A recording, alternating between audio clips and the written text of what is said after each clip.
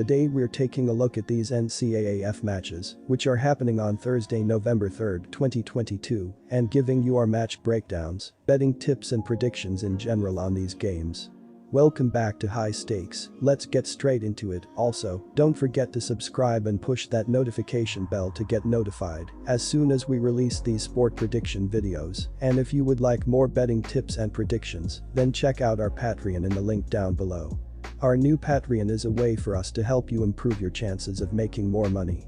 Multiple plans are available for each and every one of you. By becoming a member of the High Stakes Patreon, you will have access to our best team picks, total picks, parlay picks and much more. Stop wasting hours of your time searching for bad betting predictions that ends up costing you a lot of time and money. Join the High Stakes Patreon now and get the best betting picks. Rice Owls vs UTEP Miners. The Miners come into this contest 85th in the FBS in passing offense, with 224.2 yards per game through the air, and 77th in rushing offense with 140.4 yards per game. UTEP is only 109th in scoring offense, with an average of 21.3 points per contest, and 76th in scoring defense, as they allow an average of 27.4 points per game. Gavin Hardison has hit 156 of 297 passes for 1,941 yards, with 10 touchdown passes and 8 interceptions. Calvin Brownholtz is 7 of 11 for 77 yards with 2 interceptions in his limited action. Ronald Awad is the second leading ground gainer for the Miners, with 124 carries for 538 yards and 2 scores.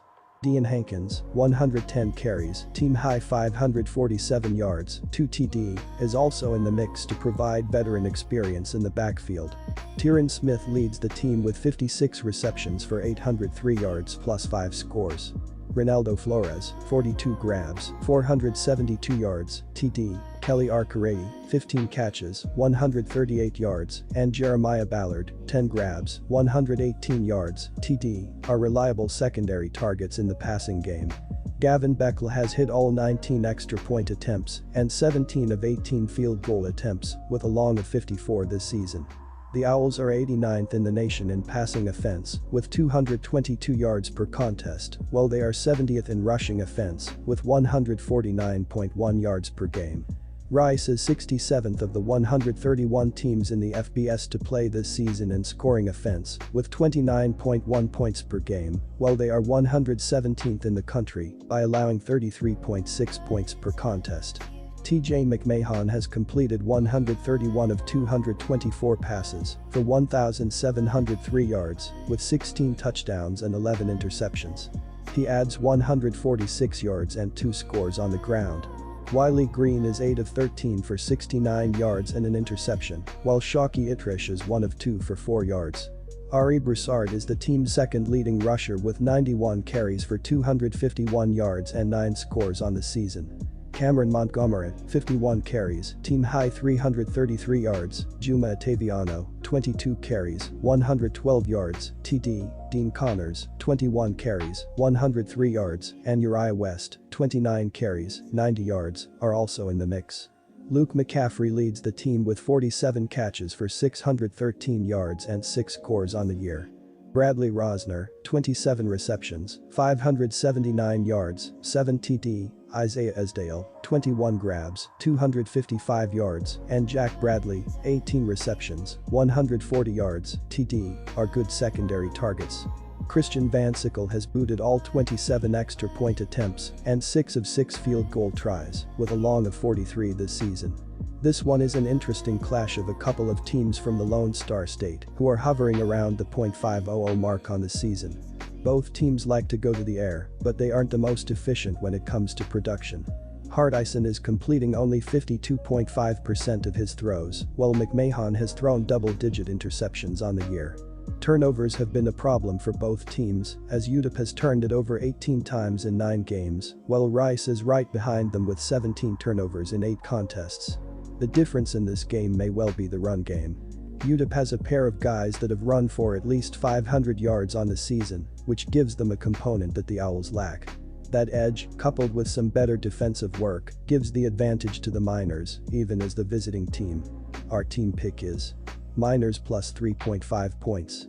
These teams are going to get short fields as both Hardison and McMahon are going to turn the football over enough where they can give the opposing offenses the ability to be in scoring position when they get the football.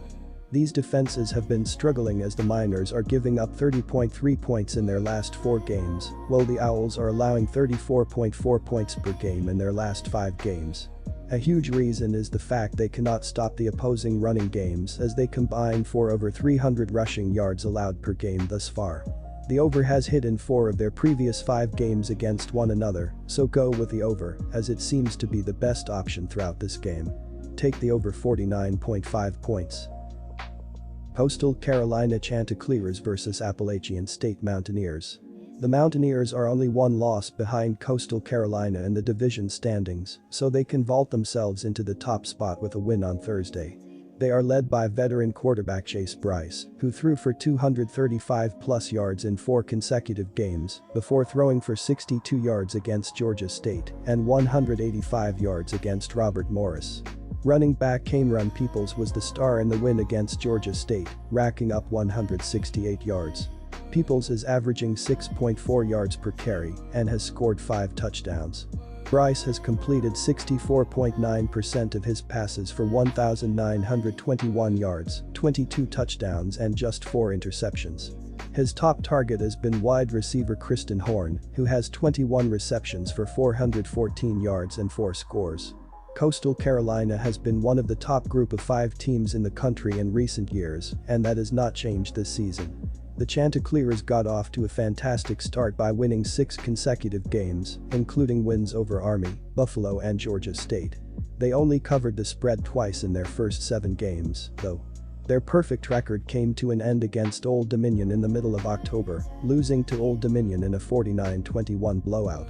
They bounced back with a 24-13 win at Marshall last week, keeping them in first place in the division standings. There has been some fascinating betting action so far on this game, as Coastal Carolina opened as a 1-point favorite before the early action moved Appalachian State to a 3-point favorite. I think this game is a complete toss-up, so I am more than happy to take Coastal Carolina getting 3 points at home. The Chanticleers have been the top team in the conference the last few years, and they are 17-2 in their last 19 home games. Appalachian State has not been profitable, covering the spread 3 times in its last 11 contests. I will roll with the proven Chanticleers as home underdogs in front of a nationally televised audience on Thursday. Our team pick is Coastal Carolina plus 3 points. In the 3 wins in their last 4 games, Appalachian State has outscored their opponents 133-20. In their last game they were at home and beat FCS Robert Morris 42-3, where they were dominant, outgaining the Colonials 512 yards to 148 yards. They rushed for 287 yards and averaged 6.7 yards per carry, while holding Robert Morris to 2.9 yards per carry. While the Mountaineers easily won the game, they failed to cover the spread as a whopping 50-point favorite. They have failed to cover the spread in their last 7 games after a win. After giving up 49 points in a loss to Old Dominion, Coastal Carolina played much better on defense in their last game in a 24-13 road win over Marshall. They outscored the Thundering Herd 21-0, and while they were outgained by 136 yards, 407-271, they rushed for 150 yards and forced the game's only 2 turnovers. The Chanticleers covered the spread as a 2.5-point underdog, and they had failed to cover the spread in their previous 3 games. I am leaning towards the under in this game, and that was the winning pick when these teams faced off last season.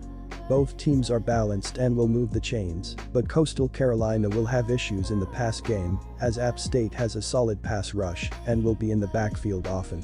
Both teams will have some success running the ball, and while there will be points put up by both teams, neither will light up the scoreboard. This game will be close to the total, but will go under just like last season. Take the under 63.5 points for this Sun Belt clash.